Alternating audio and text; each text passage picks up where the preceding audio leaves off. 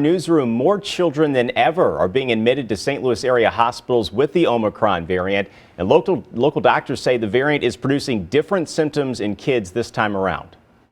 A lot of these kids are coming in with upper respiratory symptoms, kids who are getting hoarse and having sore throats or having croup-like symptoms. And sometimes these children are just coming in with gastrointestinal symptoms, so just vomiting and diarrhea and aren't even coughing.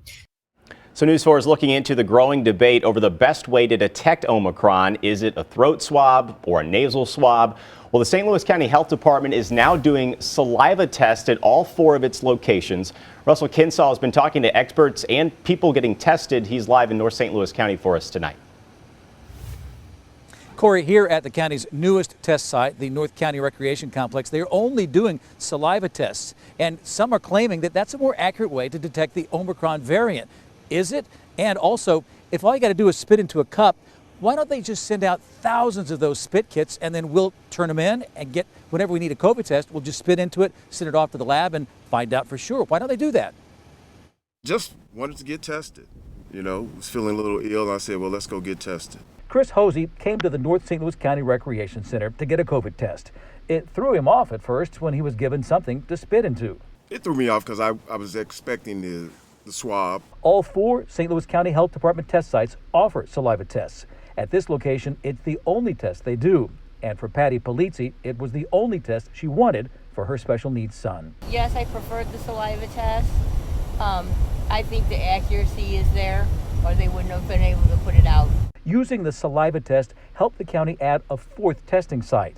Handing out saliva tests doesn't require trained medical staff, as is required with a nasal swab. We didn't have extra resources to expand that swab testing, but we were able, through some calls for volunteers and extra shifts and all sorts of managerial tactics. The health department debated sending out saliva self-test kits, but they have to be at a lab within 72 hours and can't be mailed. What that means is that if we just handed out test kits to people, we would have no chain of custody, as it were, of the sample. We would have no idea how long the person kept the sample with them before returning it. The accuracy of saliva tests are comparable to nasal swabs, but are they even better at detecting Omicron?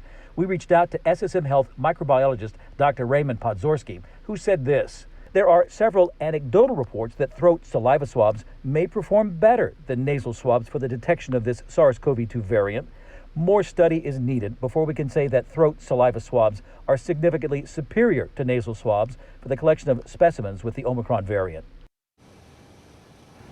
Here at this test site, they're only doing the saliva test, but at the other 3 St. Louis County Health Department test sites, you can choose between a nasal swab or a saliva test.